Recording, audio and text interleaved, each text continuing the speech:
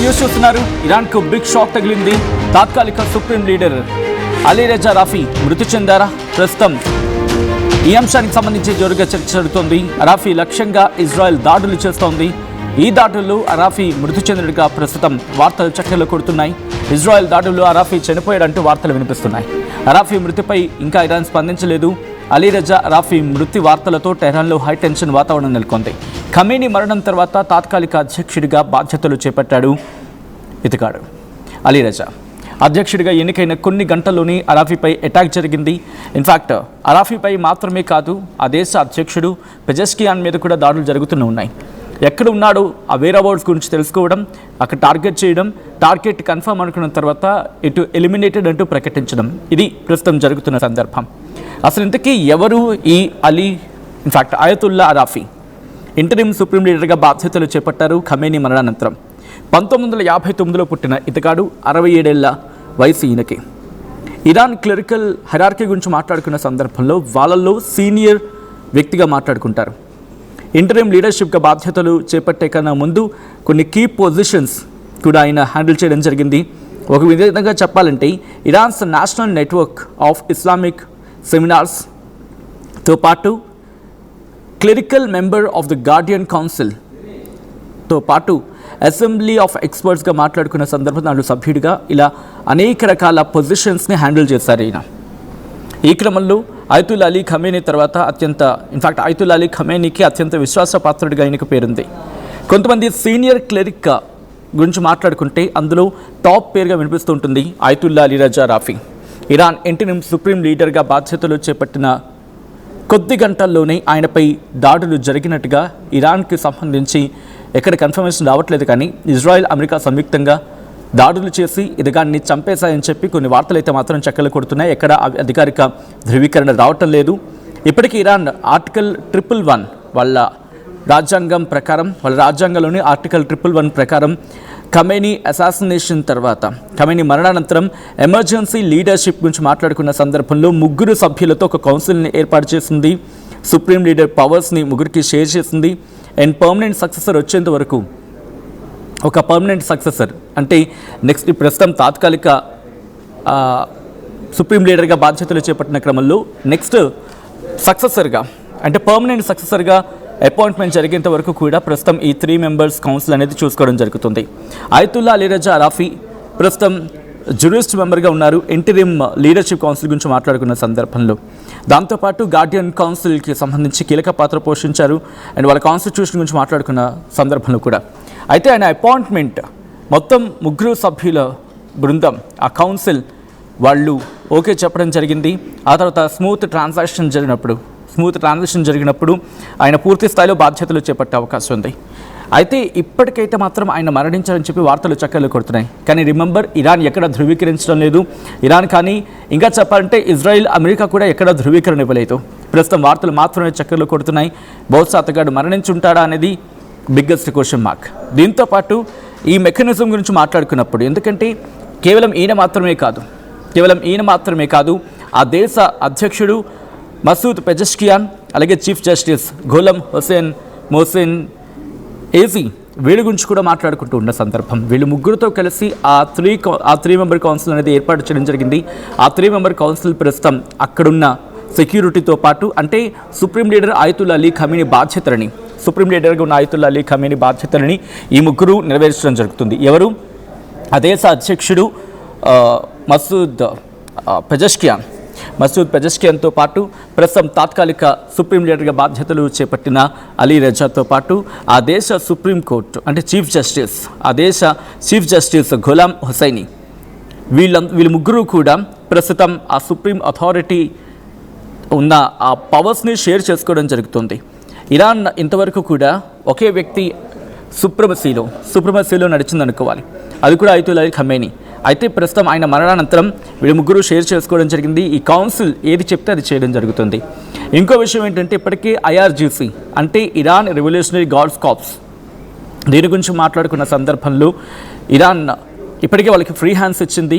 ప్రతి ఒక్కరు కూడా మొత్తం 40 చోట్లకు సంబంధించి 40 కమాండర్స్ని నియమించడం జరిగింది. ఎవరి ఇండివిజువల్ డెసిషన్స్ వాళ్ళు తీసుకోవచ్చు అంటూ కూడా వార్తలు చక్కలు కొడుతున్నాయి. ఎవరి లీడర్షిప్లో వాళ్ళు అటాక్ దిగొచ్చు అంటూ కూడా వాళ్ళు అక్కడ మాట్లాడుకుంటున్న సందర్భం. దాంతోపాటు వీటికి ఖమేనీ కొడుకు అయతుల్లా అలీ ఖమేనీ కొడుకు ఆయన వీటిని పర్యవేక్షించడం జరుగుతుందంటూ కూడా మాట్లాడుకుంటున్న సందర్భం. 1959లో పుట్టిన ఈ 67 ఏళ్ల అయతుల్లా అలీ రజా అరాఫీ ఇరాన్ క్లెరికల్ హైరార్కీ గురించి మాట్లాడుకున్న సందర్భంలో టాప్ మోస్ట్ లీడర్గా పేరుంది. దాంతోపాటు ఇంటరిమ్ లీడర్షిప్ బాధ్యతలను ప్రస్తుతం తీసుకున్నారు. సెవరల్ కీ పోస్టులు కూడా అంటే కీ పొజిషన్స్ని కూడా ఆయన హ్యాండిల్ చేయడం జరిగింది. గతంలో ఇరాన్కి సంబంధించి national network of Islamic seminars గురించి మాట్లాడుకున్నాం.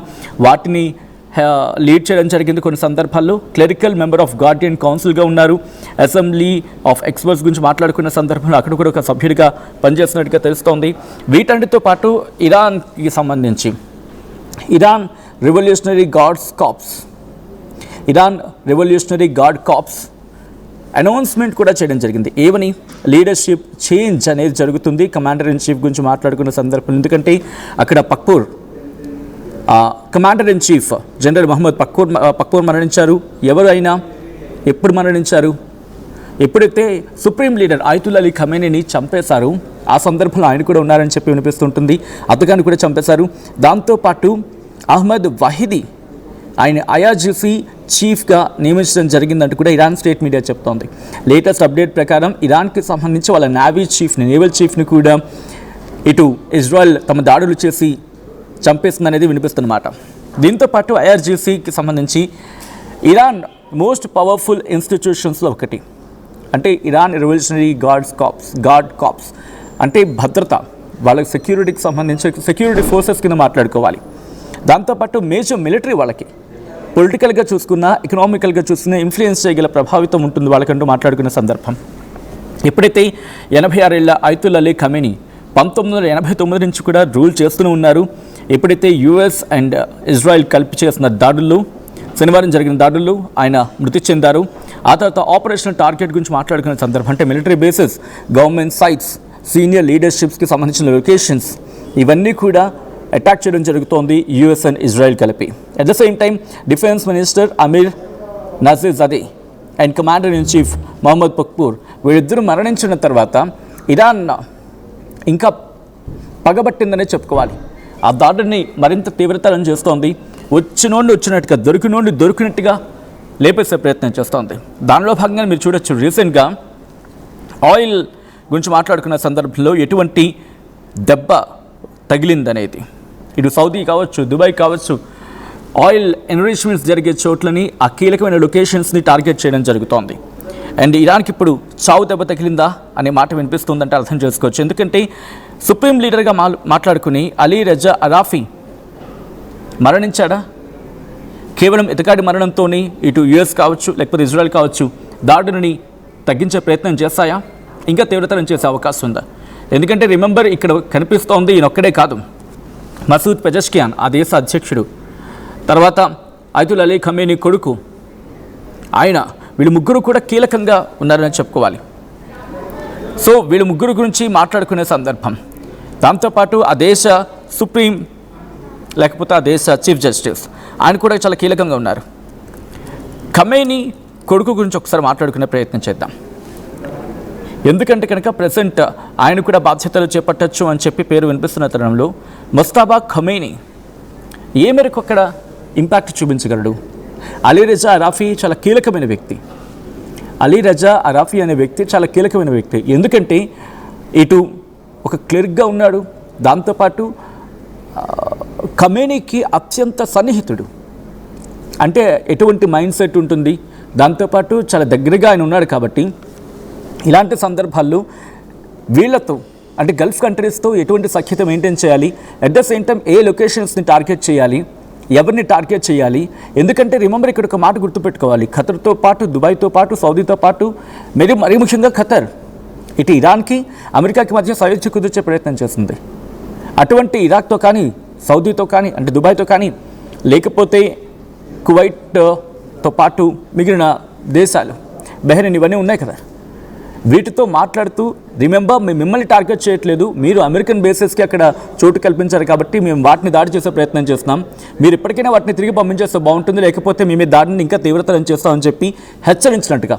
అంటే వాళ్ళతో ఉన్న ఒక గుడ్ నైబర్హుడ్ రిలేషన్స్ ఉంటాయి కదా, అవి కోల్పోకుండా వాళ్ళ ప్రిసైజ్డ్ టార్గెట్స్ గురించి మాట్లాడుకుంటూ అండ్ వాళ్ళకి కావాల్సిన లక్ష్యం ఏంటి, వాళ్ళు చేయాలనుకుంటుంది ఏంటి, అక్కడి నుంచి అమెరికా ప్రభావం లేకుండా అక్కడి నుంచి అమెరికాని తరిమి కొట్టాలి అనేది ఇక్కడ క్లియర్ కట్గా కనిపిస్తున్న మాట. దాన్ని కన్విన్స్ చేయగలిగేలా, దాన్ని కన్వే చేయగలిగేలా, రిలేషన్స్ ఇంకా బిల్డప్ అయ్యేలా, గల్ఫ్ కంట్రీస్ కావచ్చు లేకపోతే ముస్లిం దేశాలకు తాము లీడ్ చేయగలము మళ్ళీ అని చెప్పి ఒక దృఢమైన సంకల్పం కనిపించేలా. ఇరాక్ వాళ్ళకి సపోర్ట్గా ఉంది, సిరియా సపోర్ట్గా ఉంది. ఇరాన్ గురించి మాట్లాడిన సందర్భంలో ఇరాక్ వాళ్ళకి మద్దతుగా ఉంది, సిరియా మద్దతుగా ఉంది, యెమెన్ మద్దతుగా ఉంది, దాంతోపాటు లిబియా గురించి మాట్లాడుకునే సందర్భం లెబనాన్ మద్దతుగా ఉంది, ఇటు గాజా గురించి మాట్లాడుకునే సందర్భంలో అక్కడ మద్దతు ఉంది. బట్ గల్ఫ్ కంట్రీస్ మద్దతు కూడా అవసరమే అని చెప్పి స్ట్రాంగ్గా భావించే తరుణం వచ్చినప్పుడు అమెరికాని కనుక అక్కడి నుంచి తరిమి కొట్టేస్తే అప్పుడు పూర్తిగా పవర్ షేరింగ్. కానీ ఇక్కడ గుర్తుపెట్టుకోవాల్సిన అవసరం ఏంటంటే సౌదీ అరేబియా కానీ లేకపోతే దుబాయ్ కానీ ఈ రెండు ఇరాన్ గుత్తాధిపత్యము లేకపోతే ఇరాన్ ఒక టాప్ పవర్గా అక్కడ నిలవడం వాటికి ఇష్టం లేదు. ఇది నిర్మోహమాటంగా ప్రపంచానికి మొత్తం తెలిసిన మాట.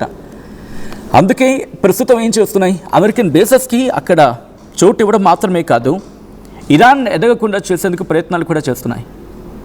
సో ఇప్పుడు అందుకే ఇరాన్ కూడా ప్రతిదాడిన తీవ్రతరం చేస్తుంది, చావు దెబ్బ కొట్టే ప్రయత్నం చేస్తోంది. బట్ ఇది ఇక్కడితో ఆగుతుందా అంటే as of now biggest question mark. ఎందుకంటే కొద్దిసేపటి క్రితం చూసాం ఎటువంటి ప్రభావం చూపించిందనేది. మరి ముఖ్యంగా మాట్లాడుకుంటే సౌదీ అరేబియాలోని ఆరామ్కో రాస్ నటూరా అని చెప్పి అక్కడ ఎన్రిచ్మెంట్ జరుగుతూ ఉంటుంది. మరి ముఖ్యంగా ఈ క్రూడ్ ఆయిల్ని అక్కడ తీసుకొచ్చి రిఫైన్ చేయడం జరుగుతుంది, శుద్ధి చేయడం జరుగుతుంది. అటువంటి ప్రదేశాన్ని కొట్టిపారేస్తుంది